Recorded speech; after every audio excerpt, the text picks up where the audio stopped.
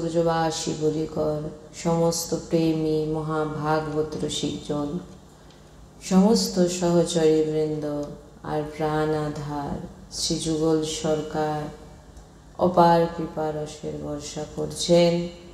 আর আমরা সেই অহেতুকী কৃপা প্রেম রসে ডুবছি। এমন প্রত্যেক সেকেন্ডে আমাদের বিচার হওয়া উচিত। श्री राधा वल्लभ लाल की जय, सद्गुरुदेव भगवान की जय, वृंदावन बरसाना धाम की जय, महाप्रभु श्री हरिवंश चंद्र जी महाराज की जय, यमुना रस रानी की जय। जय जय श्री राधेश्याम, जय जय श्री राधेश्याम, जय जय श्री राधेश्याम, जय जय नवनिवृत्त निकुंज विलासी श्री हित राधा वल्लभ लाल की जय। श्री हरिवंश।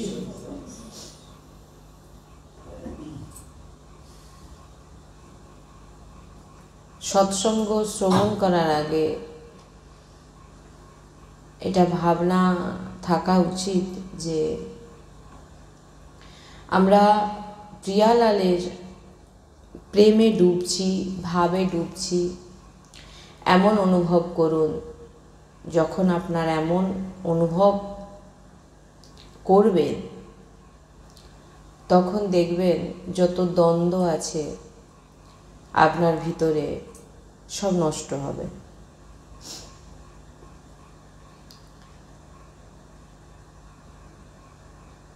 আপনি এমন জায়গায় পৌঁছে যাবেন যে কোনো দ্বন্দ্ব আপনাকে স্পর্শ করতে পারবে না। যদি প্রিয়া প্রিয়তমের প্রেমে ডুবে থাকেন, তার চিন্তনে ডুবে থাকেন, কোনো ব্যথা আপনাকে স্পর্শ করতে পারবে না, কোনো দুঃখ আপনাকে স্পর্শ করতে পারবে না। এটা কোনো মুখের কথা নয়, এটা সাধু সন্তের অনুভবের বিষয়। কেন কোনো ব্যথা, কোনো দুঃখ আমাদের স্পর্শ করতে পারবে না? কারণ যত অশান্তি, যত ব্যথা, দুঃখ, ক্লেশ সব সংসার সম্বন্ধীকে নিজের ভাবার জন্য হয়। যদি আপনারা দেখেন আমাদের জীবনে যদি অশান্তি এসে থাকে, ব্যথা এসে থাকে, দুঃখ, ক্লেশ সব কিছুই আমরা সংসার থেকে পাই। কেন সংসার থেকে পাই? কারণ আমরা সংসারকে, দেহকে এবং দেহের সঙ্গে যুক্ত সমস্ত সম্পর্ককে আমরা নিজের ভাবি। তাই জন্যে আমাদের জীবনে দুঃখ কষ্ট। দেখুন আপনাদের জীবনেও সেম। আর যখন আপনি প্রতি সময় অনুভব করা শুরু করলেন যে আমরা শ্রীজির, আমরা লাডলিজুর কৃপা, অনেক কৃপা আমার উপর, এমন বিশ্বাস হওয়া, তখন আপনার মধ্যে এমন সামর্থ্য এসে যাবে যে সংসার বন্ধনকে আপনি ছাড়তে পারবেন। ভক্তি, ভগবত প্রাপ্তি এগুলোর জন্য মেন জিনিস যেটা, সেটা হচ্ছে কি? আপনি নিজেকে কি, এই দেহকে কি ভাবছেন? নিজের ভাবছেন, এবং এই দেহের সঙ্গে যুক্ত সমস্ত সম্পর্ককে আপনি নিজের ভাবছেন। আর যেটা কখনোই নয়। আমরা মুখে বলে দিই আমার এই দেহ একদিন তো চলে যেতেই হবে, কিন্তু বাস্তবে অনুভব করে দেখুন যে সত্যি কি, সত্যিই দেহকে একদিন আমাদের ছাড়তে হবে। আর দেহকেও যখন ছাড়তে হবে, দেহের সঙ্গে যে যুক্ত সমস্ত সম্পর্ককে ছাড়তে হবে। আর এই দেহ এবং সম্পর্ককে নিয়ে আমাদের জীবনে যত দুঃখ ক্লেশ আমাদের জীবনে লেগেই রয়েছে। যেই আসে সেই বলে, যেই ফোন করে সেই বলে দুঃখী, জীবনে অশান্তি, মনকে স্থির করতে পারছি না। আর যখন আপনার ভিতরে এরকম বিশ্বাস এসে যাবে যে শ্রীজি আমার উপর কৃপা করছেন, স্বামীজি কৃপা করছেন, রাধে গোবিন্দ কৃপা করছেন সব সময় আমার উপরে, তখন এমন একটা সামর্থ্য আপনার পাওয়ার একটা আপনার ভিতরে আসবে যে আপনি সংসার বন্ধনকে ছাড়তে পারবেন। সংসার বন্ধন মানে কি? সংসার আপনাকে বেঁধে নেই, আপনি বেঁধে রেখেছেন, আপনাকে কেউ বেঁধে নেই। কারণ আপনাকে তো এমনিতেই সবাই ছেড়ে দিতে চায়। যখন একটু বৃদ্ধ হয়ে যাবেন না, যদি আপনাকে রাখতে হবে বলে দেখবেন ছেড়ে দিয়েছে। এবার ধরুন কোথাও বাইরে আপনি বেরিয়েছেন, কোনো বাজারে ঘাটে, আপনার সামনাসামনি সে আপনাকে দেখে লুকাবে, পাছে যেন না সামনাসামনি দেখা হয়ে যায়। কোথায় আবার বয়স্ক লেগেছে, পিছন দিকে ঘরে রাখবে, এই কাশছে, থুতু ফেলছে, কফ ফেলছে, এই ওকে পিছনে রাখ। সংসার আপনাকে এমনিতেই যতক্ষণ আপনার দরকার আছে ততক্ষণ আপনাকে ঠিক আছে। যখন আপনার আর কোনো প্রয়োজন নেই, দেখুন আপনি যত নিজের আছেন, নিজের আপনাকে দেখে লুকিয়ে পালাবে। সাধু সন্ত এমনি বলেনি এই সমস্ত কিছু, তিনারা তো সংসার করেন, তো তিনারা বলছেন কি করে? ভগবত স্বরূপ তিনারা বলছেন সাবধান হয়ে যাও। কারণ ধরে আপনি রেখেছেন, ছাড়ুন। সংসার করেছেন, সংসারে আছেন, ভাবুন আমার শ্রীজি আমাকে দায়িত্ব দিয়েছে, আমি পালন করছি, কিন্তু এরা আমার কেউ নয়। শ্রীজি যাদেরকেই আমাকে সেবা করতে দিয়েছে তিনারা আমার কাছে ভগবান, আর আমি হচ্ছে সেবক। যদি আপনি এই ভাবনা রাখেন, যেমন ব্যবহার আপনি তাদের সঙ্গে করছেন করবেন, কিন্তু ভিতর থেকে তাদের প্রতি কোনো মায়ামোহ রাখা চলবে না। মায়ামোহ বলতে, কারণ আপনি যার কাছে আছেন, যাকে নিজের ভাবছেন, তিনি কে? আমার প্রিয়তম, আমার লাডলি লাল, আমার রাধাকৃষ্ণ বিরাজমান। তো তিনার সেবা করছি আমি। আমার কোনো পরিবার নেই, আমার কোনো কিছু নেই, ভগবান আমাকে একটা দায়িত্ব দিয়েছে, কিন্তু আমরা ওই দায়িত্বটাকে ভেবে নিই নিজেকে মালিক ভাবি, নিজেকে স্বামী ভাবি। আমি ছাড়া এ সংসার চলবে না, আমি ছাড়া ওদেরকে কে বড় করবে, আমি না থাকলে তো যদি এখন অ্যাক্সিডেন্ট হয়ে মরে যাস তাহলে ওদের কি হবে? ওরা মরে যাবে সবাই নাকি? ওরাও নিজের যে ভাগ্য নিয়ে এসে ঠিক বড় হবে, ঠিক পড়বে, সব ঠিকঠাক হয়ে যাবে। কেউ কারোর জন্যে কিচ্ছু আটকাবে না।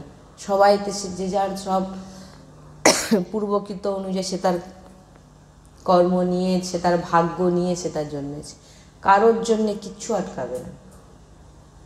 আর ওইটাই তো আমরা ভেবে রেখেছি, আমাকে ছাড়া সে কি করে থাকবে। তোমাকে কোনো প্রয়োজন নেই কারোর, তোমাকে কোনো প্রয়োজন নেই, তুমিই ওটা ভেবে বসেছ। তাই ভক্তিতে এগোনোর জন্য বলছেন দুটি কথা প্রধান, এক হচ্ছে অনুভব, আরেক হচ্ছে বিশ্বাস। যদি আপনারা বিবেক দিয়ে দেখেন তো এই সংসার, আপনি দেখুন যে প্রত্যেকটি সেকেন্ডে এই সংসার নাশ হয়ে যাচ্ছে, অর্থাৎ নষ্ট হয়ে যাচ্ছে, শেষ হয়ে যাচ্ছে।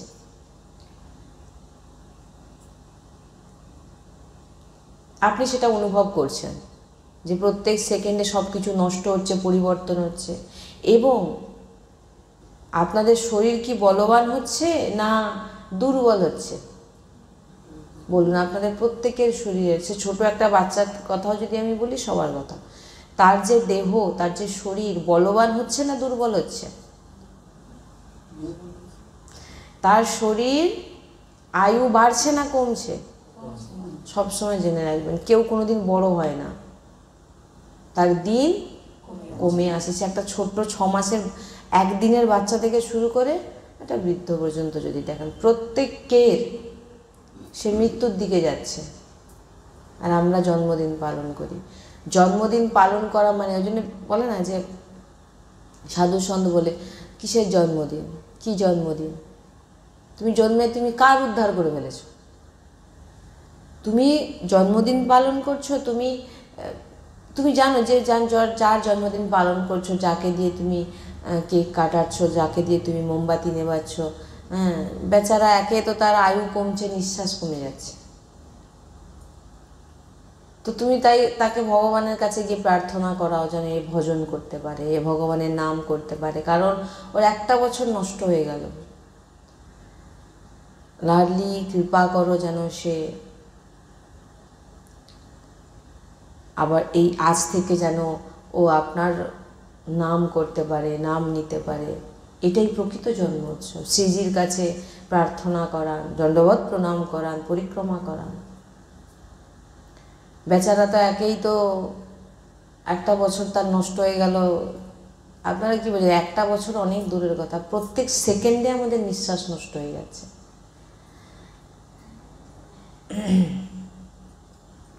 যদি ভালো করে চিন্তা করে দেখেন, আমরা প্রত্যেকটা সেকেন্ডে আমাদের আয়ু নষ্ট হয়ে যাচ্ছে, আর আমরা অসুস্থ হচ্ছি, সুস্থ হচ্ছি না, বলবান হচ্ছি না, দুর্বল হচ্ছি। বলে না যে এটা খা, ভিটামিন হবে শরীরে, হ্যাঁ তোর শরীরে বল আসবে। ওই যত ভিটামিন খাওয়াও আর যত বল আনাও, যার যখন সময় আসবে তাকে যখন যেতে হবে, এটা তো আমরা বলে থাকি। হ্যাঁ, সাধারণ গ্রাম পাড়াগায় যে মা বোনেরা আছেন, তারা অত দেহের প্রতি অত লক্ষ্য নজর করে না, যা পাচ্ছে খাচ্ছে, যাইছে। কিন্তু বড় বড়দেরকে দেখুন না, তারা এত শরীর চর্চা করছে, টাইমে টাইমে খাচ্ছে, আর বিভিন্ন রকম প্রোটিন খাবার খাচ্ছে, হিসাবে চলছে, তাদেরও হার্ট অ্যাটাক হয়ে যাচ্ছে। অল্প অল্প বয়স দিয়ে হার্ট অ্যাটাক হয়ে মরে যাচ্ছে। ওই জন্য আপনি যত সেফটিতে থাকুন আর যত জায়গাতে থাকুন, আপনার যখন যে লেখা হয়ে গেছে আপনাকে যেতে হবে, এইটাই ভেবে রেখে দিন যে কোন সেকেন্ড আমার কাছে যে শেষ সেটা। তাই এ হচ্ছে মৃত্যু লোক। এই লোককে কি বলা হয়েছে? মৃত্যু লোক। কারণ যা কিছু দেখছেন প্রত্যেক সময় নষ্ট হয়ে যাচ্ছে, প্রত্যেকটি সেকেন্ডে নষ্ট হয়ে যাচ্ছে। তাই এই লোকের নাম দেওয়া হয়েছে মৃত্যু লোক। আর এইখানেই প্রভু লুকিয়ে আছেন। প্রভু অন্য কোথাও নেই, অন্যত্র কোথাও, প্রভু এখানেই লুকিয়ে আছেন। আপনাদের এই ধাঁচার মধ্যে লুকিয়ে আছেন প্রভু, এই মৃত্যু লোকে লুকিয়ে আছেন। এই দেহ মৃত্যু হয়ে যাবে, সব নষ্ট হয়ে যাবে, কিন্তু প্রভু এইখানেই বিরাজমান, আপনার এই ধাঁচার মধ্যে প্রভু বিরাজমান। অন্য কোথাও বিরাজমান না, আপনার মধ্যেই বিরাজমান, সম্পূর্ণ চরাচরের অন্তর্গত। এই বিশ্বাস যাবে, অনুভবে এসে যাবে যে আমার প্রভু আমার মধ্যে বিরাজমান, আমার সামনে যিনি তিনার মধ্যে বিরাজমান। আপনি উপরে যে কোনো যা ব্যবহার করতে যান, আপনি সবসময় মাথা রাখবেন আমার সামনে যে আছে সে হচ্ছে, যেমন পাকা বালি সিমেন্টের মন্দির হয় না, মন্দির আর ভিতরে গেলে আমরা তাকে কি, ভিতরে ভগবান বিরাজমান, তাকে আমরা বাইরে থেকে প্রণাম করি। কেউ বাইরে সিঁড়ি ধাপে গিয়ে দেখবেন প্রণাম করছে বা দূর থেকে, কিন্তু সে ভগবান কার মধ্যে বিরাজমান? এটি বালি সিমেন্টে, আর এটা হচ্ছে রক্ত মাংসের মন্দিরে ভগবান বিরাজমান হয়ে আছেন। সেটা আপনাকে অনুভব করতে হবে। যতক্ষণ আপনার বিশ্বাস না হচ্ছে ততক্ষণ আপনাকে ভুগতে হবে। আর এক সেকেন্ডও এই শরীর সংসার স্থির নয়, প্রত্যেক সেকেন্ডে আমাদের শরীর পরিবর্তন হচ্ছে। দেখুন এক্ষুনি ভালো আছে, 10 মিনিট পরে দেখবেন এমন কিছু হয়ে যাবে যে হয়তো কারো মৃত্যুও হয়ে যেতে পারে। আর আপনি এর সাথে সম্পর্ক করছেন, এটাই আমাদের, একে আমার নিজের ভেবে নিচ্ছি। তুমি যাকে নিজের ভাবছো সেও তোমাকে ছেড়ে চলে যেতে পারে, বা তুমিও ছেড়ে চলে যেতে পারো। তাই বলছেন যে সম্পর্ক করছেন, এটাই আমাদের ভয়, চিন্তা, শোক ক্লেশের কারণ। আমাদের ভয়, দুঃখ, অশান্তি এগুলো কাদের জন্য আসে? নিজের জন্যেই এই সমস্ত কিছু হচ্ছে। এই ভুল যতক্ষণ না শুধরাবো কারোর আশীর্বাদ কাজে লাগবে না। এই আবার এক জায়গায় এসে পৌঁছালো। সবসময় আমরা কি বলি? কোনো সাধু, কোনো সন্ত, কোনো মহাত্মা আপনাকে আশীর্বাদ দিলেও আপনি ভগবত প্রাপ্তি করতে পারবেন না। কেন পারবেন না? কারণ করতে আপনাকেই হবে। ভগবান এসে অর্জুনকে বলছেন না, অর্জুন তো তোর নিজের করলেন তুই নিজে কর, আমার স্মরণ তুই কর। ভগবান তো বলতে পারতো আমি তোর স্মরণে, না, ভগবান হচ্ছে তোমাকে স্মরণ করতে হবে, তোমাকে আমার কথা চিন্তন করতে হবে। কেন বলছি ভগবান স্বয়ং কেন বলছেন? ভগবান তো নিজে প্রকট হয়েছে। সাধু মহাত্মারা যদি কল্যাণ, যদি দর্শনে বা তিনার স্পর্শে যদি কল্যাণ আমাদের হয়ে যেত, তাহলে এই যে এত সাধু সন্তকে দেখছেন না, তিনারা তো সবসময় বসে আছেন আমাদের কল্যাণের জন্যেই। কেন হচ্ছে না? কারণ আমরা চাইছি না। কি সাধু সন্ত বলেন তুমি নিয়মে চলো, তুমি ভগবত নাম চিন্তন করো, ভগবত নাম জপ করো, সাধু সঙ্গ করো, সৎসঙ্গ শ্রবণ করো, শুদ্ধ আহার করো। আপনারা করবেন না। এবারে বলুন আপনাদের সাধু সন্ত আপনাদের কি করে কল্যাণ করবে? আপনাদেরকে তো বলে পথ দেখাচ্ছে। ওই জন্য বলছেন কি, কোনো সাধু সন্ত মহাত্মা স্বয়ং ভগবানেরও আশীর্বাদ আপনার উপরে কাজ করবেন না যদি আপনি নিজে না চান। ওই জন্য বলছেন আপনার নিজের আশীর্বাদ নিজের দরকার আছে। আপনি নিজেকে আশীর্বাদ দিন। কেন? যে যদি সাধু মহাত্মাদের আশীর্বাদ আমার একটু কাজে লাগে। কারণ নিজের আশীর্বাদ না হলে নাম জপবো কী করে? নিজেকেই তো করতে হবে না। আপনি যত বড় মহাত্মার কাছে যান, এটা আমার বাণী নয়, এটা সন্তজন বলেছেন। হ্যাঁ, তিনারা বলেছেন আমরা তো কল্যাণ করবার জন্যে যত সাধু সন্ত তিনারা হাঁ করে বসেছে কখন তাদের কল্যাণ হবে। তিনারা তো চান যে সমস্ত সৃষ্টির কল্যাণ হয়ে যাক, কিন্তু কোথায় হচ্ছে? কারণ তিনারা যে পথ দেখাচ্ছে আমরা তো চলছি না। আমরা চলছি কি বলুন? যদি না চলেন তো আপনার কল্যাণ কি করে হবে?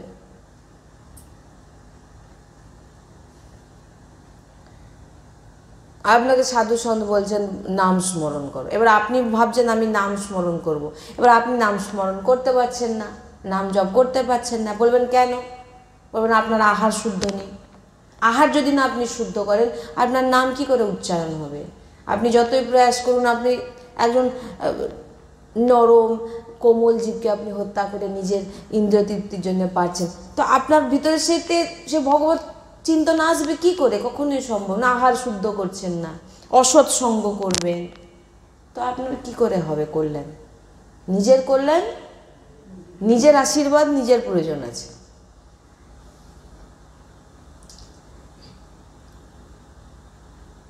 আমরা অনেক আশীর্বাদ পেয়েছি, তাই জন্য তো মনুষ্য দেহ প্রাপ্তি হয়েছে। এবার সেটাকে কাজে লাগানোর দায়িত্ব আপনাদের, করতে আপনাকে হবে।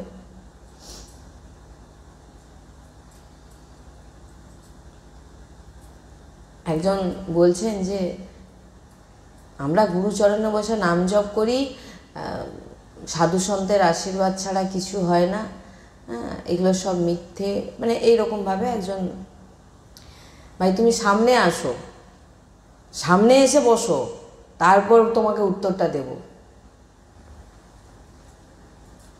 সাধু সন্তের চরণে বসে নাম জপ যদি হয়ে যেত, তো ভগবানের মন্দিরে গিয়ে উল্টো চিন্তা আসছে কি করে?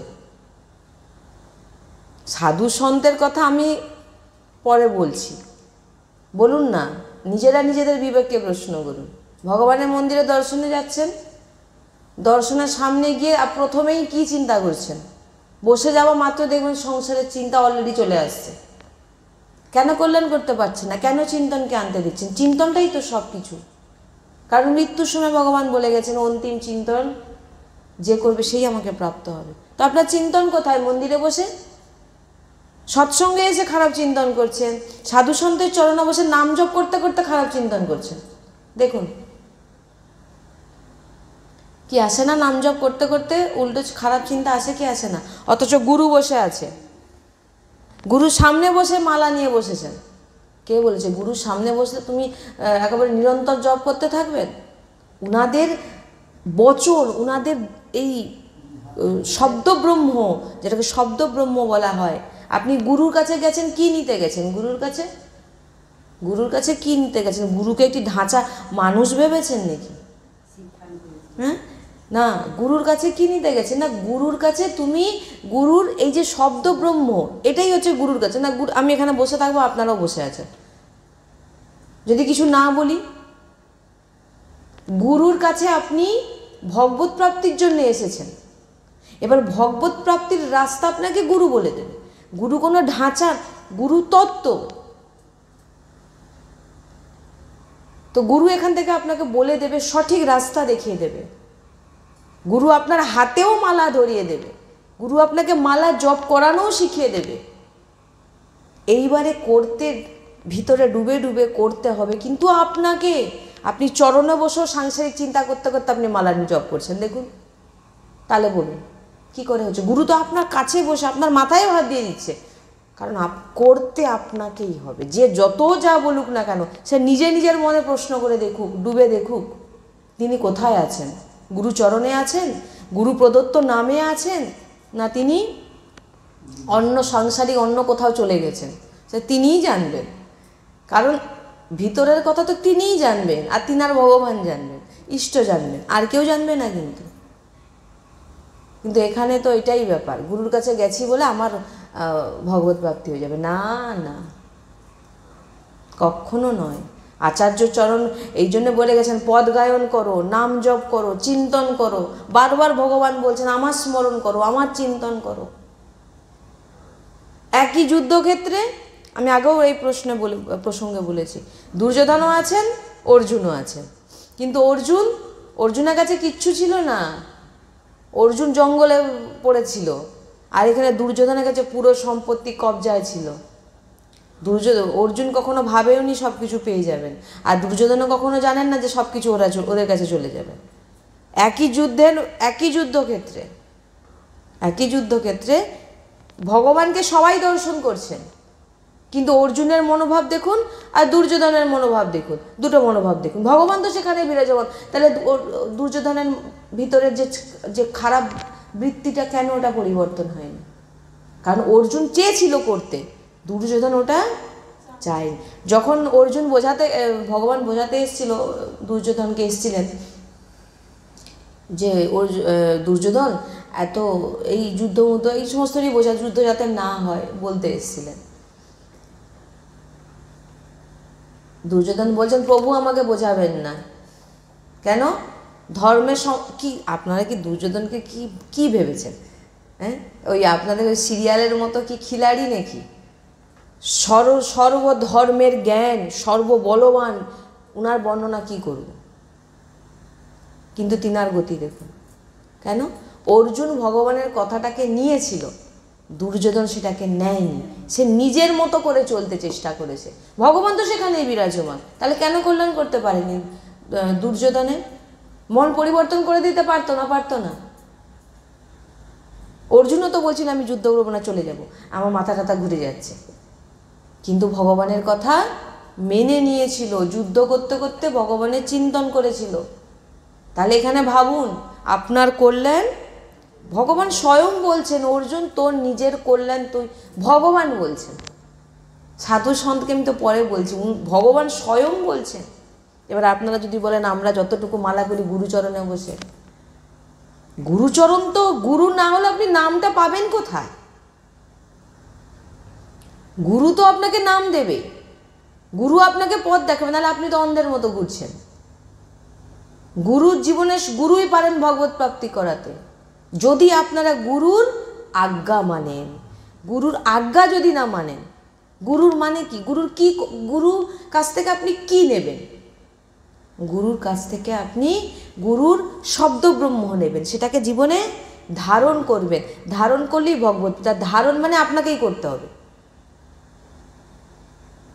গুরু আপনাকে শাস্তি দেবে, গুরু আপনাকে, বিশেষ করে গুরু শিষ্যের যদি সম্পর্ক দেখেন, গুরু সবসময় তার শিষ্যের খারাপটাই দেখবে, ভালো কখনো দেখবে না। একবার প্রসঙ্গে আমরা একবার শ্রবণ করেছিলাম না, ভরা সবাই সন্ন্যাস বেশ। এবার সন্ন্যাসদের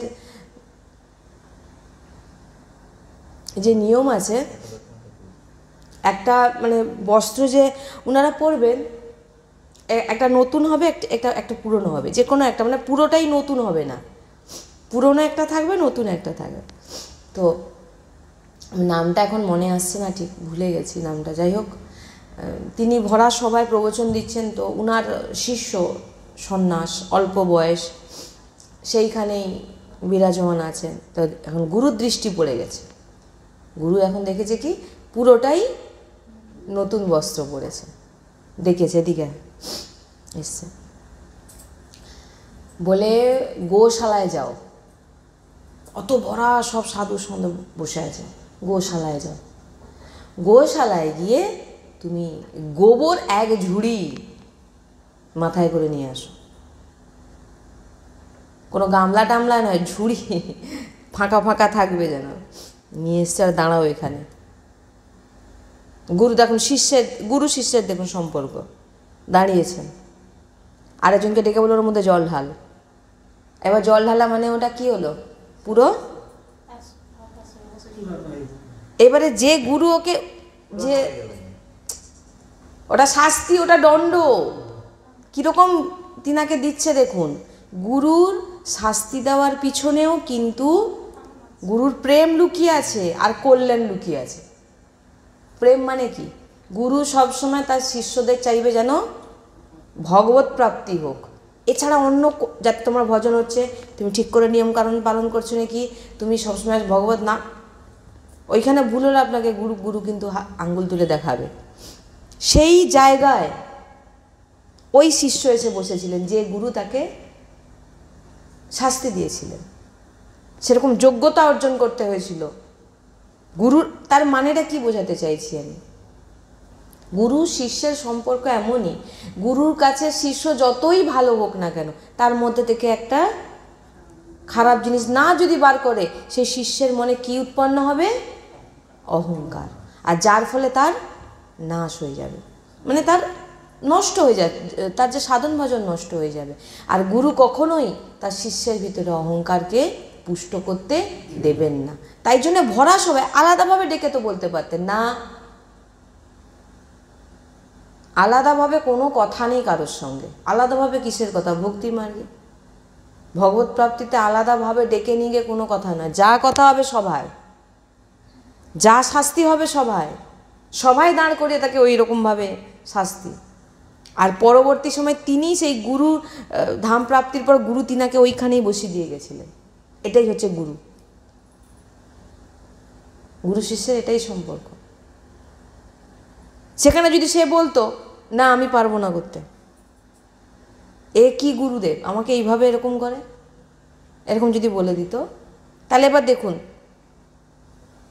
গুরু শিক্ষা এমন তিনি দিয়েছেন, আর সে যেটা মেনে নিয়েছেন, গুরু আপনাকে বলে দেবেন কিন্তু মানতে কিন্তু আপনাকেই হবে। এবার আপনি যদি মনে করেন না আমি মানব না, সে উনি কিন্তু নিজে দাঁড়িয়ে থেকে সেটিকে আজ্ঞা মেনে নিয়েছেন, যদি বলতেন না আমি মানব না, তাহলে ভ্রষ্টটা কে হতো, নিজে স্বীকার, ওনাকেই তো স্বীকার করতে হয়েছে যে না এটা আমার ভুল, আমাকে এটা ঠিক করতে হবে, আমি নিজে ঠিক হব, তবেই তুমি হবে। নাহলে গুরু তোমাকে হাজার দণ্ড দিক আর হাজার কিছু করুক, নিজে যদি ঠিকঠাক ঠিক হওয়ার যতক্ষণ না মনোবৃত্তি আসবে না আমি ভজন করব, গুরু বলেছে যখন আমাকে নাম নিতে হবে। আর গুরু না থাকলে আপনাকে নামটা দেবে কোথা থেকে, কে নাম দেবে আপনাকে? গুরু সবথেকে জীবনের এক অমূল্য সম্পদ, কিন্তু গুরু যে নামকে দেবে, গুরু নিজের প্রাণ আপনাকে দিচ্ছে, এবার সেই প্রাণকে আপনাকে সেইভাবে নিতে হবে।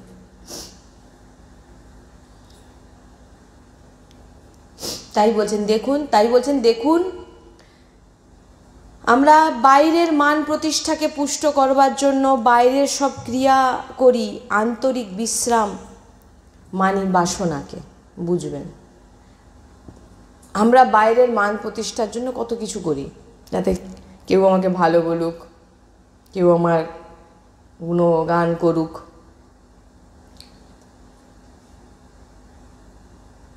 বাইরে সব কিছু ক্রিয়া করছি, আর অন্তরে বাসনাতে আমাদের বিশ্রাম, কামনা বাসনা। ওই যে এখনই শুনলাম না ওনার কাহিনী, কামনা বাসনাকে ভিতরে বিশ্রাম দিচ্ছি, একদম বাড়িয়া ভিতরে চলছে সব কিছু, আর বাইরে সব কিছু করছি, যেটা এইখানেই তো বারবার বলা হচ্ছে তোমার চিন্তনটা কোথায় দেখো। বারবার আমরা সৎসঙ্গে একই কথা আলোচনা করি। দেখুন ভিতর থেকে অমুক ভোগ সামগ্রী পেয়ে যাই, এমন অনুকূল হলে ভালো হতো, সে আমাকে কেন খারাপ কথা বলল, মনে মনে এই চিন্তন চলছে। কিন্তু বাইরে আপনি বিভিন্ন রকম ক্রিয়া করছেন, মান প্রতিষ্ঠা, নিজের সম্মান বাড়ানোর জন্যে বাড়িয়া তিলক আদি সেবা করে ঘুরছেন, ও আমি কত বড়। কিন্তু ওতে তো ওগুলো ওগুলো হচ্ছে কী বলুন তো, আপনাকে তো একটা সিনেমা করতে, অর্থাৎ একটা রোল করতে পাঠানো হয়েছে যেমন, আর ওই রোলের মধ্যে আপনিও ফেসে গেছেন, আপনি নিজেও নাটক করে যাচ্ছেন, কারণ ও নাটকটা তো বেকার। আপনি কারোর কাছে দুটো প্রশংসা শুনলে আপনার কি যাবে আসবে, বিশেষ করে ভগবত প্রাপ্তির জন্য এখানে কোনো এই সমস্তের কোনো ব্যাপার নেই। মনে মনে চিন্তা করছি ভিতরে অন্তরে, সে আমাকে এটা কেন বলল, এটা কিন্তু ঠিক বলেনি, বাহ ও আমার এরকম প্রশংসা করলো, সত্যি লোকটা কি ভালো। আর যদি এখনই ওই ব্যক্তি এখনই যদি তোমার নামে একটা দুর্নাম করে দেয়, ওকেই বলবে ধুর বাজে লোক একটা। এই বস্তুটা আমাকে কিনতে হবে, এইটা লাগবে, ওটা তার জন্য কিনবো, ভিতরে কিন্তু চলছে। বিচার করুন, আমি প্রভুরের থেকে বড় আর কোনো, প্রভুর নামের থেকে অন্য কোনো পদ আপনার কিন্তু আর নেই, কিন্তু আপনি ভেবে নিচ্ছেন ভিতর থেকে এটা করলে ভালো হতো ওখানে, বা আমার কেউ নাম করে ফেলছে, আমি বড় ভক্ত হয়ে গেছি।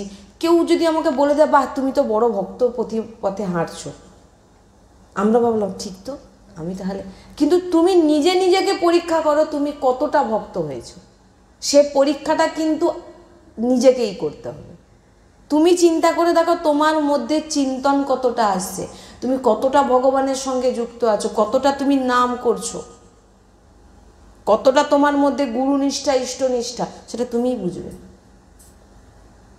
আর বাইরে থেকে তোমাকে কেউ ভালো বলে দিল, কিন্তু ভিতরে থোড়ি কিছু নেই, সমস্ত সংসার ভরে আছে, তো ওতে কোনো পেট ভর্তি হবে না আপনার।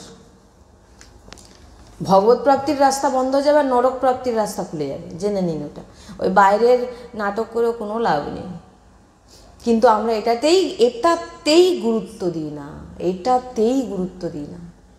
বারবার আমি এখান থেকে সৎসঙ্গে বলি, আপনি সেবা করছেন, ভগবানকে একটি তুলসী পাতা অর্পিত করছেন, অনেক বড় সেবা, কিন্তু ওই সেবার সময় আপনি কোথায় আছেন দেখুন।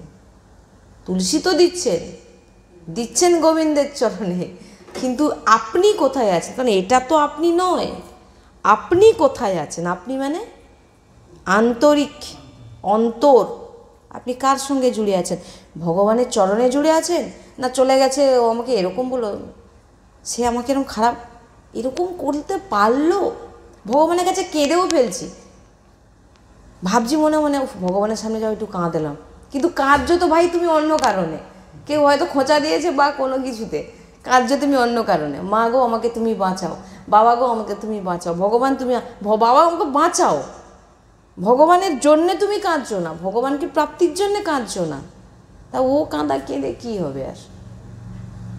ভগবান তো এমনিতেই করুণাময়, না কাঁদলেও আমাদের নিঃশ্বাসও ফ্রিতে দিচ্ছেন, জলও ফ্রিতে দিচ্ছেন, হ্যাঁ আলো বাতাস এগুলো না হলে আপনি বাঁচবেন, সবই তো ফ্রিতে দিচ্ছেন, ভগবান তো এমনিই কৃপাবান, এর জন্য এক্সট্রা করে চাওয়ার কোনো দরকার নেই। তাই বলছেন সত্যি মানুন বিশ্বাস করুন যে নামের আশ্রয় নিন, যা চাইবেন সব কিছু পাবেন। আপনি যে আন্তরিক চিন্তা করছেন এটা হলে ভালো হতো, ওটা পেলে ভালো হতো, শরীর ভালো না, অমুক বিভিন্ন সাংসারিক চিন্তা, বলছেন তোমার সমস্ত মনস্কামনা পূর্ণ হবে।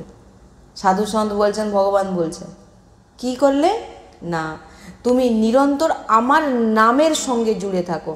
কিন্তু দেখুন এখানেও ফল্ট হয়ে যাচ্ছে, জিহ্বাতে নাম করছেন, জিহ্বাতে, কিন্তু জিহ্বাতে নাম করছেন, জিহ্বাগ্রে বারবার বলা হয় যে জিহ্বাগ্রে ভগবত নাম উচ্চারণ, কিন্তু জিহ্বাগ্রে উচ্চারণ করেও আপনি নামে নেই, দেখুন করে জিভে নাম উচ্চারণ করছেন কিন্তু অন্তঃকরণে কিন্তু নেই। নাম আপনার কল্যাণ করবে, কিন্তু চিন্তন তো পরিবর্তন হচ্ছে না, ওটাই তো মেন জিনিস। যেটা আমি পেয়েছি, আমি যেটা বুঝেছি গুরু প্রদত্ত, গুরু কৃপায়, আপনার ভিতরের চিন্তনটা সবসময় কোথায় আছে দেখুন। আপনি জিহ্বায় বলছেন রাধা রাধা রাধা রাধা বলছেন ঠিকই, কিন্তু আপনি রাধার মধ্যে নেই, চলে গেছেন সংসারের বাধায়, ঠিক কথা বলেছে, বাধার মধ্যে চলে গেছে। উচ্চারণ করছেন আমি স্বামী, কিন্তু এদিকে চিন্তা করছেন ঘরে যখন যাব এটা অলরেডি চলে আসে, আপনি কিন্তু চাইছেন না, এমনি এবার তৎক্ষণাৎ আপনাকে ঘোরাতে হবে। আপনি যখন বুঝে যাচ্ছেন যে না আমি জিহ্বায় তো উচ্চারণ করছি কিন্তু আমার মেন জায়গায় আমি নেই, তৎক্ষণাৎ যাবে, যুদ্ধে নেমেছেন, ঘা আপনাকে খেতে হবে, কিন্তু আপনাকে আবার উঠে দাঁড়াতে তৎক্ষণাৎ হে রাধা নাম না। ওই জন্য আমাদের সাধুসন্ত কী বলেন, যখন জিহ্বাগ্রে উচ্চারণ করবে রাধা রাধা, অক্ষরটাকে স্মরণ রাখো। মানে যখন আপনি জিহ্বায় উচ্চারণ করছেন রাধা, রাধা ধীরে ধীরে যখন উচ্চারণ করবেন, আপনি যখন জিহ্বার দিকে নিজের মনটাকে নিয়ে যান, রাধা, আপনার অন্তঃকরণ আর কোথাও যেতে পারবে না, ওইখানে আটকে আছে। আর একটু মানে সেকেন্ড যদি আপনি 10 মিনিটও এই জায়গায় আটকে রাখতে পারেন, নামের অক্ষরে আটকে রেখে, বিশাল ভোজন এটা, সারাদিন আপনার ব্যাটারি চার্জ।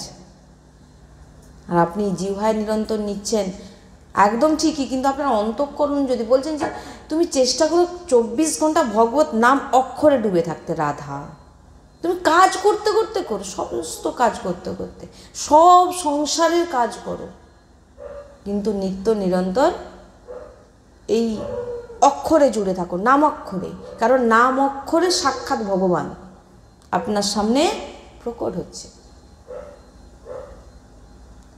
আপনি যে নিরন্তর নাম জপ করছেন আপনার মধ্যে কি বোঝা যাবে?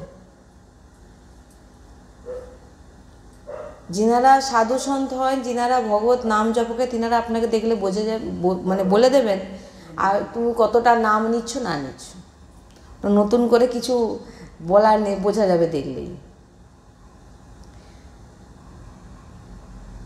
ওই না সদ্গুরুদেব ভগবান ঠিক বলে দেবেন কাকে কিভাবে কি করতে হবে না করতে হবে। তাই এটাই ধ্যান দেওয়ার বিষয়, যে যা চাইবেন আপনি তাই পাবেন।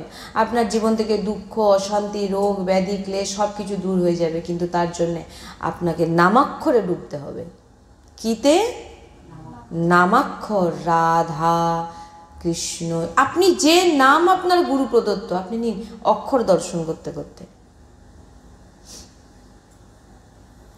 আমরা তো বারবার এখান থেকে আর একটা জিনিস কি বলেছি, নাম লেখো, নাম লিখতে লিখতে দেখো, লিখতে লিখতে দেখো, গোটা চারিদিকে নাম দেখো, সবার মুখের মধ্যে রাধা নাম দেখো, রাধা রাধা রাধা। এটা কি করে সম্ভব? করে দেখুন, লিখতে পারবেন। সাধু সঙ্গ তাহলে কীভাবে করছেন তিনারা তো বলে দিচ্ছেন এইভাবে করো, এবারে করতে আপনাকে হবে। প্রথমে কিছুদিন প্রয়াস করতে করতে, যখন আপনি প্রয়াসরত থাকবেন তখন দেখবেন শ্রীজি নিজে থেকেই আপনাকে করিয়ে দেবেন। আপনি প্রয়াসরত না থাকলে শ্রীজি তো দেখছেন আপনি কতটা চেষ্টা করছেন না করছেন। যদি আপনার শরীর রোগী, যে কোনো রোগ থাকে, বলছেন ভয় পেও না, বিশ্বাস করতে বলছে। সদ্গুরুদেব ভগবান বলেন যে বিশ্বাস করো যে সৃষ্টিতে কোনো ওষুধ নেই, যে তোমার রোগ, এমন রোগ হয় না যে কোনো সাংসারিক ওষুধও আর কাজ করে না। তো তখন বলছেন ধন্বন্তরীজি, খুব বিচার করে, ধন্বন্তরী কে? ভগবানের অবতার। যখন মন্থন হয়েছিল তখন প্রকট হয়েছিলেন তিনি। বলছেন বিচার করে বলেছেন যে ভগবত নামে রোগ নাশক শক্তি সামর্থ্য, এর থেকে বড় আর কিছু হয় না। কি বলছেন? ভগবত নামে সব থেকে বড় রোগ যদি নষ্ট করতে চান তো ভগবত নামের আশ্রয় নিন। তা ধন্বন্তরীজি বলেছেন, খুব বিচার করে বলেছেন, শুধু ভগবানের নাম নয়। এবার আপনারা বলবেন অবশ্যই সাংসারিক ওষুধ খান, এখান থেকে সেটা না বলা হচ্ছে না, সমস্ত কিছু আপনার রোগ সারাবে। যত বড় রোগ হোক না কেন, যদি নামরূপী ওষুধ নেওয়া হয়, যে রোগ অন্য ওষুধে ঠিক হচ্ছে না, সেই গুরুজি বলেন যে বিশ্বাস করে দেখুন, নাম উচ্চারণ করুন। আর বলছেন বৃন্দাবন, যদি কেউ রোগ ঠিক করতে চান, সমস্ত রোগ নষ্ট করতে চান, জেনে নিন এটা বৃন্দাবন রজ সবসময় লাগান। আর চরণামৃত, ঠাকুরজির চরণামৃত। সকালবেলা উঠে পড়ে কোনো জল যেন না ভিতরে প্রবেশ করে, তার আগে ভগবত চরণামৃত আগে যাবে, রজ লাগাবেন, তারপরে সাংসারিক আপনি জল খান, যা খান তারপরে পাবেন। গুরুজি বলে যে আমার সদ্গুরুদেব ভগবান দুটো কিডনি নষ্ট হয়ে গেছে, ডায়ালিসিস হয়। গুরুজি বলেন 17 বছর আগে তখন বলেছিলেন যে তোমার 2.5 বছর না 5 বছর এরকম তুমি আর বাঁচবে, কারণ তুমি বাবাজি, তোমার কেউ নেই, তাই তোমাকে ডাইরেক্ট বলে দিলাম। তো 17 বছর বেঁচে আছি কার বলে? আজও তিনি প্রবচন দিচ্ছেন, দেখবেন। বলে হাই প্রেশার আর অনেক কিছু, হার্টের প্রবলেম, এদিকে কিডনি, সমস্ত রোগ, কিন্তু রোগের ওপরে তিনি চড়ে বসেছেন। তিনাকে দেখলে কেউ বলবে না যে তিনি এত কিছু রোগ উনার মধ্যে ভিতরে। মানে এগুলো তো এই সাধু সন্তের কেউ কিছু বলতে পারবে না, এগুলো তো তিনাদের লীলা। সারাদিনে তিনি 1.5 ঘন্টা উনার দেখবেন। আপনারা তো এখানে তো লোকানোর কিছু নেই, আপনারা নিজেরাও গিয়েও দর্শন করে আসবেন। হ্যাঁ, রাধাগিলি কুঞ্জে দর্শন করতে পারবেন, সব কোনো এখানে কিছু লোকানোর নেই। সোজা রাধাগিলি কুঞ্জে চলে যান বৃন্দাবনের। 1.5 ঘন্টা ঘুমান আপনি, কই 1.5 ঘন্টা ঘুমান সারাদিনে, 2 দিন পর দেখবেন আপনার এই জায়গাটা পুরো কালো হয়ে গেছে, আর আপনার গালটাল ঢুকে গেছে, আপনি কালো হয়ে যেন জরাজীর্ণ হয়ে বসে থাকবেন। কিন্তু রাধা নাম জপককে দেখে আসুন, গিয়ে দেখে আসুন, দেখুন এই যে বিরাট সদ্গুরুদেব ভগবান। 1.5 ঘন্টা ঘুমান, 2টো কিডনি নষ্ট, বিভিন্ন রোগ, ডায়ালিসিস হচ্ছে, এখান দিয়ে নল ঢোকানো হয়ে আছে। ওনাকে দেখলে কেউ বলবে না যে উনি এইরকম। না জানলে কেউ কিছু বলতে পারবেন। কিসের বলে? আশ্রয়, শুধু নাম আর আশ্রয়। নাম আপনি কার বলে নিচ্ছেন? নাম তো 100%, কিন্তু নাম আপনি কার বলে নিচ্ছেন? এটাই তো আশ্রয়। শ্রীজির বলে শ্রীজির নাম নিচ্ছি, আমার বলে নয়। কেউ বলবো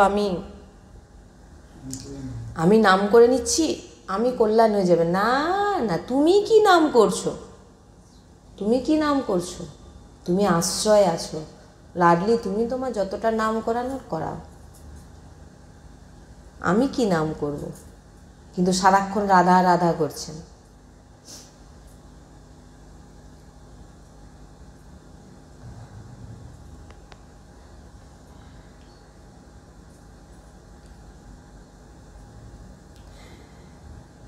তাই বলছেন অন্য কোনো সাধনের দরকার নেই। গুরু প্রদত্ত যে নাম আপনি পেয়েছেন, সেই নামে এমন সামর্থ্য আছে যে আপনাকে সচ্চিদানন্দ ভগবানকে অধীন যদি কেউ করে দিতে পারে, সে হচ্ছে গুরু প্রদত্ত নাম। এবার সেই নামকে আপনাকেই রটতে হবে। যদি আপনার শরীরে রোগ থাকে, বলছেন যে ভয় পেও না, তুমি নাম আশ্রিত হও। এই সমস্ত ওষুধ না, বলছেন নিমিত্ত মাত্র। বলছেন পরম ঔষধ কেবল ভগবত চরণ আশ্রয়, লাডলির চরণ আশ্রয়। লাডলির চরণের আশ্রয় নিয়ে নাম জপ করো। দেখেছেন তো কি বলছেন? লাডলির চরণের আশ্রয় নিয়ে, লাডলির চরণ, এ লাডলি তোমার আশ্রয় নিয়ে আমি তোমার নাম নিচ্ছি। আশ্রয় তিনার, বল তিনার। বলছেন যে আপনি যখন লাডলির চরণের আশ্রয় নিয়ে দিনরাত রাধা বল্লভ রাধা বল্লভ নাম নিতে থাকবেন, বলছেন আপনি আপনার নিজের রোগ কি, আপনি অন্যের রোগকেও নষ্ট করে দেওয়ার সামর্থ্য আপনার মধ্যে চলে আসবে। বলছেন বিশ্বাস করুন, ভয়ঙ্কর থেকে ভয়ঙ্কর বিপত্তি থেকে আপনাকে যদি কেউ রক্ষা করতে পারে, সে হচ্ছে ভগবত নাম।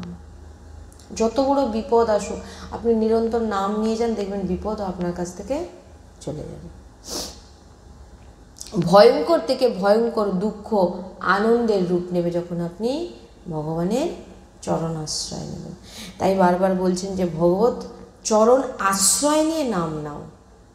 আর লক্ষ্য রাখো যে তুমি কোথায় সর্বক্ষণ আছো, নিজের অন্তঃকরণে ভগবত নামের সঙ্গে জুড়ে আছো না সংসারের, কারণ আপনিই বুঝতে পারবেন আপনি কত বড় ভক্ত বা নাম জপক, কারণ আপনার নিরন্তর ভিতর, নাহলে এখান থেকে সৎসঙ্গ থেকে বেরিয়ে গিয়ে কোথায় ভগবতের নাম আর কোথায় কি বলছেন। এটা হচ্ছে এই যে আপনারা বলেন না শরীর দুর্বল হলে কি খান, ভিটামিন বা টনিক।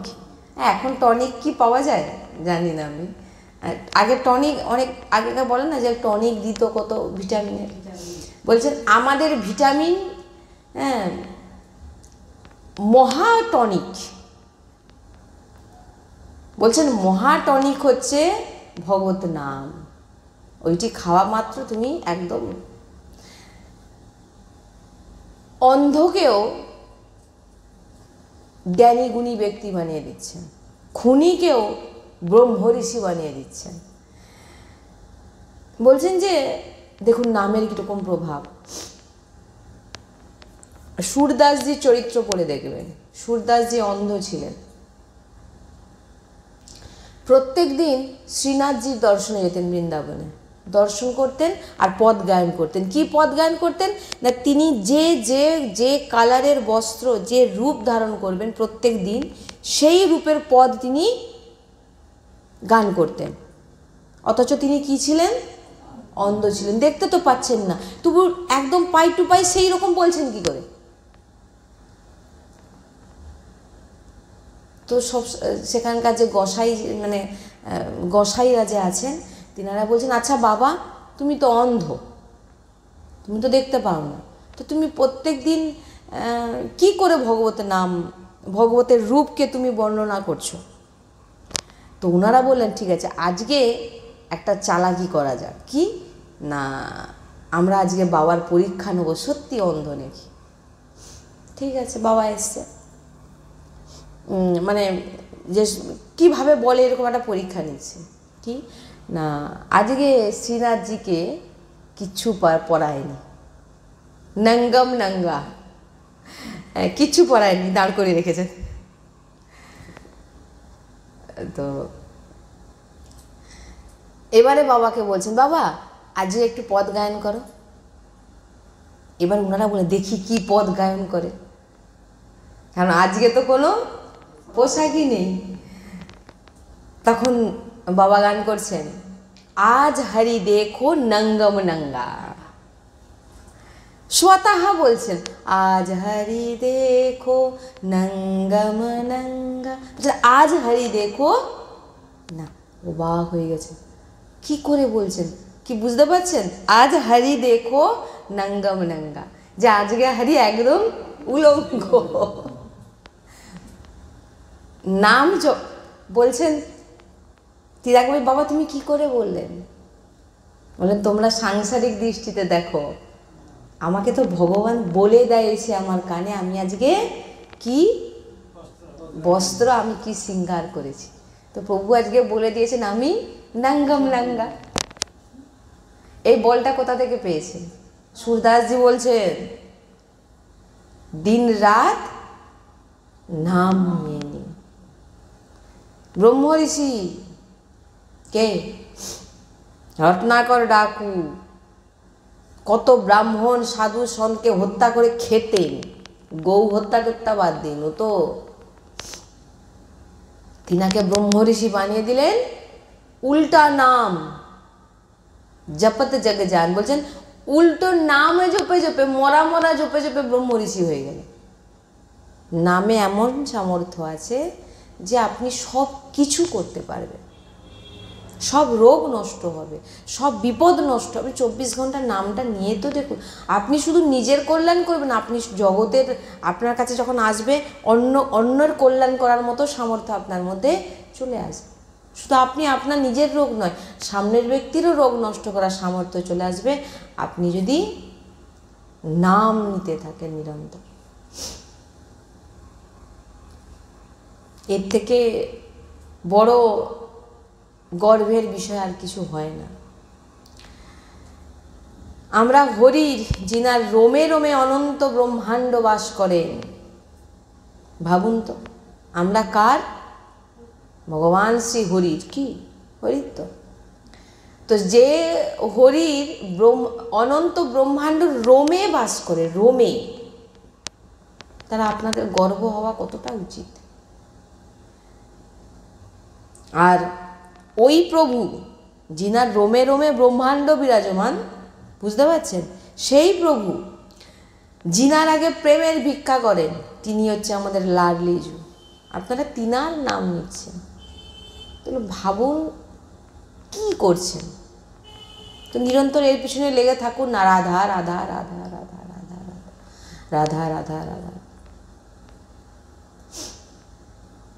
ছাড়ুন সংসার শরীরের আশ্রয়, একমাত্র প্রভুর আশ্রয়। হরিনাম ঔষধম পিত্বা ব্যাধিশ ত্যাজ না সংশয়। বলছেন যে এই কথাতে ধ্যান দিন, যে দুঃখী বিরক্ত, যে আজকে আমাকে এই ওষুধ খেতে হচ্ছে, ইঞ্জেকশন নিতে হচ্ছে, এই ওষুধ ওই ওষুধ, বিরক্তি হয়ে যাচ্ছে। বলছেন যে সমস্ত ওষুধেরও সাইড এফেক্ট হয়ে যায় না, অনেক সময় সেই সাইড এফেক্টের জন্যও আমাদের কষ্ট ভোগ করতে হয় না? এমন কিছু পেন ক্লিয়ার আছে যেগুলো খেয়ে নিলে আমাদের কি হয়ে যায়, অ্যাসিডিটি হয়ে যাচ্ছে। দেখুন সাইড এফেক্ট, বিভিন্ন রকম ওষুধের সাইড এফেক্টে বিভিন্ন রকম আমাদের শরীরে অন্য রকম পীড়া এসে যাচ্ছে। কিন্তু হরি নামে এমন একটি টনিক, মহাটনিক, যে কোনো সাইড এফেক্ট নেই এতে। বলছেন যে মায়া যত ব্যাধি প্রকট করেন, মায়া যত, এই সমস্ত ব্যাধি কে প্রকট করছেন? মায়া। তো যত ব্যাধি প্রকট করেন, বলছেন এই নাম বিমুখদের উপরে। বুঝবেন, এখানে বলছে যেটা, যে নাম, যিনারা নাম উচ্চারণ করে না, মায়া ব্যাধি তাদের উপরে। দেখুন এই কথাটার মাঝে আপনাদের একটু বুঝতে হবে। যেমন আমি এখন কি বললাম, রোগ থেকে আপনি মুক্ত হয়ে যাবেন এটা বলছি না। রোগ, যেমন ধরুন কেউ জানতে পেরেছে যে আমার ক্যান্সার হয়েছে, তার অ্যান্সার শুরু হয়ে গেল। অ্যান্সার মানে সে বেঁচে থেকেও কিন্তু মরে গেছে। আর ভগবত নাম আপনাকে কি করবে? এই যে রোগমুক্ত মানে কি, আপনি যে ভাবনায় চলে যাচ্ছেন, যেমন ধরুন আপনি সবসময় চিন্তা করছেন রাধা রাধা রাধা রাধা, আপনি জানেন যে আমি রাধা নাম নিচ্ছি মানে যে কোনো মুহূর্তে যদি আমার মৃত্যু হয়, আমি কিন্তু যাব আমার শ্রীজির কাছে, আমি আমার ঘরে ফিরে যাব। আমি তো বাইরের অন্য জায়গায় এসে আমাকে ভগবান রেখেছে, আমি আমার নিজের ঘরে ফিরে যাব। আপনি বাইরের দেশে কোথাও গেছেন, আপনি চাইবেন না আপনি আপনার ঘরে ফিরে আসুন? তো আমাদের ঘর কোথায়? এটা তো আমাদের ঘর নয়। তো ভক্তরা কি ভাববেন? আমার, দেখুন এই বিষয়ে যদি কেউ বলেন, অনেকে অনেক রকমভাবে তর্ক দেবে, তো এটা তর্কের মধ্যে যাবেন না, এই কারণেই বলছি। যেমন ধরুন কোনো ব্যক্তির, কোনো ভক্তের ভিতরে কোনো রোগ প্রকট হয়েছে,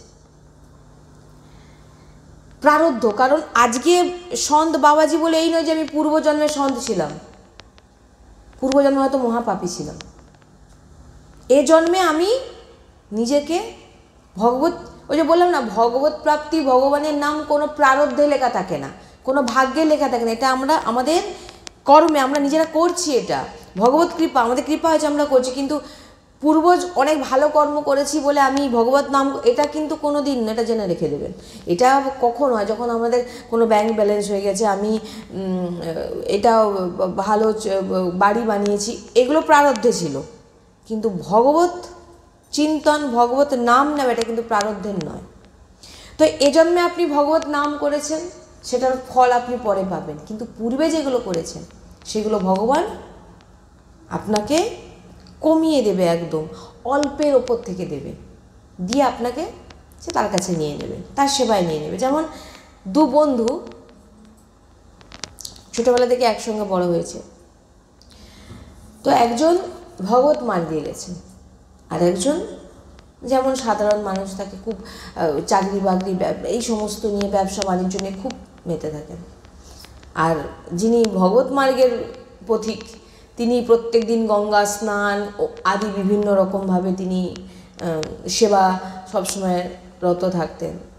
তো হঠাৎ একদিন বহু বছর পর দু বন্ধু সাক্ষাৎ হয়ে গেছে। তিনি গঙ্গা স্নান করে ফিরছেন আর তিনি কোথা থেকে ফিরছেন। তো তাকে বলছে, আরে তোর এইরকম দশা কেন? বলে, কি দশা? না, তিনি নিজের পাটাকে হাতে ধরে আছেন আর মানে খুব কষ্ট পীড়িত। কি হয়েছে না, গঙ্গা থেকে স্নান করার পথে তিনার পায়ে একটি খেজুর কাঁটা ফুটে গেছে, রক্ত বেরোচ্ছে, প্রচুর পেন, যন্ত্রণা হচ্ছে। যে ব্যক্তি ভক্তি মার্গে নেই সে বলছে, কি রে তুই তোর এই দশা কেন? কোথা থেকে ফিরছিস? না, গঙ্গা স্নান। ও, গঙ্গা স্নান করতে গেছিলিস, ওই জন্য তোর পায়ে খেজুর কাঁটা ফুটে গেছে? হাসছে দাঁড়িয়ে দাঁড়িয়ে, দেখ। আর আমাকে দেখ, আমি কোট পরে গাড়ি করে নামলাম, দেখ তোকে বলেছিলাম এই পথে যাস না। এইবারে একটি ভক্তের মন কীরকম হবে? আমি ভগবানের ভজনা করছি, আমার এরকম হলো। সে ব্যক্তি বলে, যাই, এবার আমি যাই। একটুখানি 2-4 পা হেঁটে দেখে না একটা অ্যাটাজি পড়ে আছে। বলে, এর মধ্যে কী আছে? খুলে দেখে না অনেক হিরে মোহর ভর্তি হয়ে আছে। এবার নেই, সে আবার ঘুরে এসছে, সে একে যন্ত্রণায় বসে আছে। বলে, দেখ তোর ভাগ্য, দেখ গঙ্গা স্নান করছা ডেলি গিয়ে, আর আমার ভাগ্য দেখ আমি কি পেয়েছি, দেখ। খুলে দেখাচ্ছে, এত দেখছিস? বলছি ওই মার্গ ছাড়। চলে গেল। থাকে কিছু ফোড়ন দিতে, না ফোড়ন দেওয়ার। এইবারে তিনার মনে তখন একটা রাগ জাগলো, যে আমি ডেলি গঙ্গা স্নান করছি, নিত্য প্রতি গঙ্গা স্নান করছি, তবু কেন আমার ভিতরে এই জিনিসটা আসলো? এটা তো হওয়া উচিত নয়, ভগবানের তো এই বিধান ঠিক নয়। হলো তো হলো, আবার সে এত কিছু টাকাও পেয়ে গেল, এটা কী করে গেলো? ভগবানের ঠিক নয়, আমি আর ভগবানের নাম কোনোদিন আর নেব না। বসে বসে এরকম সংকল্প করছেন। কিন্তু যিনি ভগবানের সঙ্গে যুক্ত থাকেন, ভগবান কিন্তু তিনাকে ঠিক উত্তর দেবেন। তৎক্ষণাৎ ভগবান একটি সাধুর বেশে এসে সে ব্যক্তির সামনে এসে বলছে, বাবা তোর কি হয়েছে? তখন একটু মন খারাপ, এরকম একটা ব্যাপার। না, আমার এই পায়ে একটা কাঁটা ফুটে গেছে, আমি গঙ্গা স্নান করে ফিরছিলাম। বলছে, ঠিক হয়ে যাবে। বলে, বাবা আর তুই তো ভগবানের নাম করিস, তাহলে ওসব ভগবান টগবান আমাকে আর বলবে না, আমি আর ওর নাম টাম নেব না। বলে, কেন? না, তখন সব ঘটনাটা বললেন। তখন বলছে, উনাকে তখন দিব্য দৃষ্টি দিলেন। বললেন, দেখ তোর পূর্বজন্মে এত ভয়াবহ কর্ম ছিল, এত ভয়ানক কর্ম ছিল। কার? যে জন্মে ভক্ত হয়েছে, তার পূর্বজন্মে কী ছিল দেখুন। অনেক বড় সে ভয়ানক ছিল, অনেক খারাপ খারাপ কাজ করেছে। তোর এ জন্মে শুলিতে তোকে চড়ানো হতো। শুলি মানে বোঝেন? রাজাদের সময় থাকতো, শুলি থাকবে, পিছন দিক থেকে তাকে শাস্তি, পুরো একদম নিচ থেকে সেই শুলিকে ঢুকিয়ে মাথা থেকে এই করা হবে। তোকে শুলিতে চড়ানো হতো। ওনাকে সব দেখালো সে আগের জন্মে কী ছিল। তোকে শুলি, এই সময় এই যে তোর পায়ে কাঁটাটা ফুটেছে না, এই সময় তোর শুলির শাস্তি হওয়ার কথা ছিল, তোর পূর্বজন্মকৃত কর্মের অনুযায়ী। কিন্তু তোকে ভগবান এই ভজনের জন্যে তোকে একটি খেজুর কাঁটা দিয়ে তোর নষ্ট করে দিয়েছে। এবারে এই বলে, আমি এই জন্মে যে এত ভগবত নাম করেছি। বলে, একটি কিষান যখন যখন আপনারা তো ধান চাষ করেন, যখন একটা জমিতে ফেলেন, তবু কতটা ধান আপনারা জমিতে ফেলেন? 1 কুইন্টাল? কম? না, আমার এটা আইডিয়া নেই, মানে 10 কেজি, তো 10 বা 20 কেজি, আমি 10 কেজি ধরলাম। ধরুন আপনারা 10 কেজি ধানকে আপনি জলায় ফেলে দিয়ে আসলেন। এবার এক ব্যক্তি একজনকে বলছে, দেখ কীরকম নির্লজ্জ, খেতে পায় না, ভিক্ষা টিক্ষা করে সে জমি থেকে, দোকান থেকে ধান কিনে নিয়ে এসে জলায় ফেলে দিয়ে আসলো। এবার ওইগুলো পিঁপড়েও নিয়ে পালিয়ে যাচ্ছে। বলে, কি মূর্খ, দেখ ওটাকে তো তুই খেতে পারতিস, তো পেট ভর্তি হতো। ভাই তুই কি বুঝবি? ওই 10 কেজিটা, হ্যাঁ, যখন 2-3 মাস 4 মাস পর যখন ও ধানটা কেটে নিয়ে মাথায় করে বস্তাটা বয়ে নিয়ে আসবে, সেটা কত কুইন্টাল হবে? 10 থেকে 10 বস্তা। তো ভাই সে তো এখন বুনেছে, সে তো এখন উত্তর দিতে পারবে না, উত্তর দেওয়ার সময় সে তো তখন বুঝতে পারবে। তো সেই রকম বলতে চাইছি আমি। তখন ভগবান তাকে বোঝালেন, তুই এ জন্মে যে কিছু ভগবতের নাম করছিস সেটা ওই ধানের মতো, তুই সবে ছড়িয়ে দিয়ে এসছিস, ফসলটা হতে একটু সময় লাগবে, অপেক্ষা করো। বোঝাতে পারলাম নাকি জানি না আমি। ভজন তুমি করে যাও, তোমার পূর্বকৃত যত কর্ম আছে, ভক্তি মার্গের একটা বিধান আছে, যিনি ভক্তি মার্গে আসবে তিনাকে প্রথম পূর্বের যত খারাপ পাপগুলো করেছেন সেই ভোগান্তিগুলো আপনাকে আগে দেওয়া হবে। কেন কেন দেওয়া হবে বলুন তো? কারণ যখন কেউ ভগবতের নামে থাকে তার ভিতরে একটা সামর্থ্য থাকে কিসের? সহ্য করার। থাকে কি থাকে না? তাকে কেউ ভাষা বলুক, গালাগালি করুক, খারাপ আচরণ করুক, তার কিন্তু সে ক্ষমতা থাকে, যেটা সাধারণ ব্যক্তির মধ্যে কিন্তু থাকে না। ভগবান তখন কি করে, এই বলে দেয় সব এগুলো বিধান, সব পরপর হতে থাকবে। এ ভগবত নাম নিচ্ছে, এর পূর্ব যত কর্ম আছে সব এর দিকে ফেল, এবার আপনার দিকে সব ফেলা হবে, আপনি সহ্য করছেন, এটা শেষ হয়ে গেল। এবারে এ জন্মের ভগবত নামের ফল, ভগবত নাম করে যে আপনি সামর্থ্য অর্জন, শক্তি অর্জন করছেন, আর পূর্বের যে যত পূর্ণ ফল একসঙ্গে যখন মিলে যাবে, সেটা যখন মিলবে সে তখন আর কোনো, যাতে যখন আপনি আপনার জীবনে যখন পূর্ণ কর্ম এবং এ জন্মের ভালো কর্ম একসঙ্গে মিলে যাবে, তখন যাতে পূর্বের যে খারাপ কাজগুলো আছে সেগুলো যেন কোনো ব্যাঘাত না ঘটাতে পারে, তার জন্যে ভক্তের জীবনে প্রথমে খারাপ জিনিসগুলোকে ফেলা হয়। কিন্তু সাংসারিক ব্যক্তির বেলা উল্টো। সাংসারিক বেলা কি হবে? দেখবেন আপনার সামনে বলে, দেখো আমি ভগবানের নাম করছি, আমি এত দুঃখী, আর সে এত দুরাচার করে এত সুখী। বলে ফিউজ হবে, যে বলে না যে কি লাইট ফিউজ হয়ে যায়, ওরা ওই সেই লাইট, ওরা হচ্ছে সেই লাইট, ওই দবাস করে জ্বলে উঠবে, দিয়ে ফিউজ উড়ে যাবে। কিন্তু প্রদীপকে দেখুন জ্বলতেই আছে। ও কি হবে? ওর যখন সেই পূর্বের যত পূর্ণগুলোকে, এখানে ভাগবতিক বিধানে ভক্তদের বেলা আগে পাপ, যাতে পরে আর এই খারাপ কর্ম না আসতে পারে ঘুরে, আর তখন ভজনের বল তাকে সে সহ্য করে নেয়। আর সাংসারিক ব্যক্তিকে আগে কি দেওয়া হবে? সুখ একবারে প্রচুর দেবে, আর তারপর ও যে সদ্গুরুদেব ভগবান বলছেন, নামটা সেই বৃন্দাবন, এই নামটা ভুলে যাচ্ছি, কি যোগেন্দ্র কি একজন নাম বলছিলেন, একজন রাজা এমন ছিলেন, সদ্গুরুদেব ভগবান বলে আজও উনার মহল টহল সব কিছু আছে, মানে উনাদের মানে সদ্গুরুদেব ভগবান নিজে মানে ওটা দেখেছেন। বলছেন এমন ছিলেন 8-10 জন পিছনে বন্দুক নিয়ে ঘুরত, যার ঘরের মা বোনের প্রতি দৃষ্টি পড়তো তাকে তুলে নিত। আর তার একজন ভাই ছিলেন সুরেন্দ্র না কি নাম, উনি হেসা দিয়ে কুচি দিতেন, বুঝতে পেরেছেন তো? আর অর্থ প্রচুর, টাকা পয়সা। কিছুদিন পরে এমন হলো যে রাজা যার পিছনে 10 জন করে বন্দুক নিয়ে ঘুরতো, তার হয়ে গেল এইডস। এবার এইডস মানে মুখ লুকিয়ে ঘরের কোণে, 2 দিন পর মরে গেল।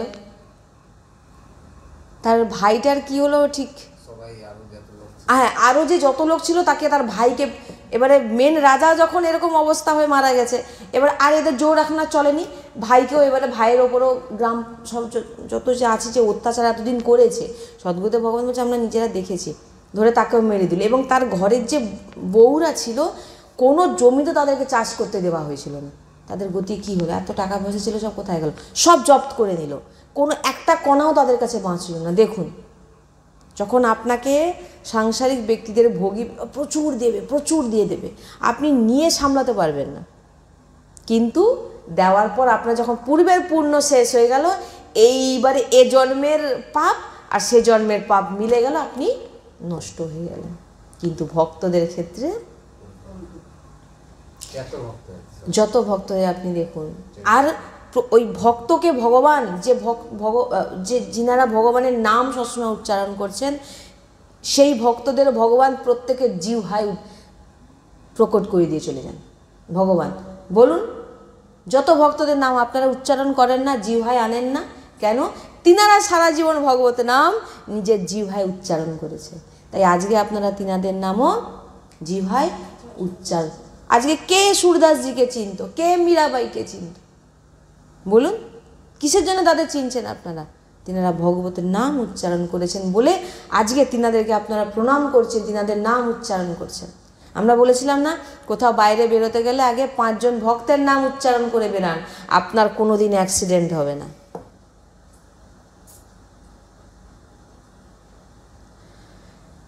তাই ওই জন্য ওই যে বলছে যে রোগ ভক্তদের জীবনে যে আসে, সাধু সন্ত তো চুটকি মেরে সব সরাতে পারে, কিন্তু ওনারা এই দেহকে বাঁচানোর জন্য নিজেদের ভজন নষ্ট করেন না। পূর্বজন্মের কর্ম খনিকে, রামকৃষ্ণ পরমহংস দেবকে যত বড় বড়, হ্যাঁ, এই জন্য সাধু সন্তদের দেখবেন ক্যান্সার, বিভিন্ন রকম রোগ রসিদ দেখা যায়, ওনাদের লীলা বলার কি আমাদের ক্ষমতা আছে? আর ক্ষমতা নেই। তিনারা কি পারেন না? একজন ছিলেন বলছি না, তিনি প্রত্যেক দিন গোপাল সহস্রনাম প্রত্যেক দিন পাঠ করতেন, 1000 বার করে, এরকম একটা গুরুজি বলেছিলেন। তো তিনার যখন খুব অবস্থা, ক্যান্সার ট্যান্সার হয়ে খুব খারাপ অবস্থা হয়ে যায়, সব সন্তজনরা এসে বলছেন, আপনার তো অনেক সামর্থ্য, আপনি তো নিজের সমস্ত রোগকে নষ্ট করে দিতে পারেন, আপনি করছেন না কেন? বলে, করে কি করব? এর তো এই দেহের তো একটা বাঁধা সময় আছে, এই বাঁধা সময় তো আমি পার করতে পারবো না, তো তবে আমি আমার ভজন কেন এই দেহকে সুস্থ করার জন্যে প্রয়োগ করব? বলুন, আপনি ভজন প্রয়োগ করে আপনি নিজের দেহটাকে সুস্থ করে নিলেন, কিন্তু আপনি কি অমর হতে পারবেন? পারবেন না। তো সাধু সন্তের তিনারা তো দেহেরকে ভালোবাসে না, তিনারা বলে কি করব আমি, আর আমি তো আমার প্রিয়ালালের কাছে যেতে চাই। হ্যাঁ, আমি সরকারি কর্মী, আমি সেবায় এসে কাজ টাজ করে ভাই চলে যাব, আমার এখানে থেকে পড়ে থেকে ট্রান্সফার, হ্যাঁ সদ্গুরুদেব ভগবান বলে যখন ট্রান্সফার করানোর হবে তাই ট্রান্সফার করে দেবে। তো ভক্ত কেন চাইবে যে আমি এখানে পড়ে থাকবো? ভক্ত তো চাইবে তার নিজের বাড়িতে যেতে, না? তো কেন তার ভজন, সে ভগবতের নামকে কেন দেহকে সুস্থ করার জন্য লাগাবে? তিনারা এই কারণে কখনো করেন না। তিনাদের মহিমা আমি কি বর্ণনা করব, কি বলবো? শুনবেন সাধু সন্তের শ্রীমুখ থেকে তিনারা কি বলছেন। তাই যত দুঃখ কষ্ট যাই আসুক না কেন, নামের আশ্রয়ে থাকুন।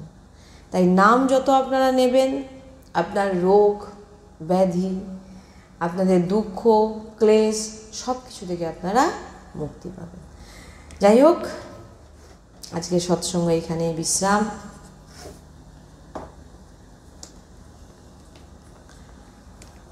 আপনারা নাম আশ্রিত থাকুন, সবসময় নাম উচ্চারণ করুন, জিহ্বায় নাম উচ্চারণ করতে থাকুন, নাম অক্ষর দর্শন করুন। শ্রী রাধা বল্লভ লাল কি জয়।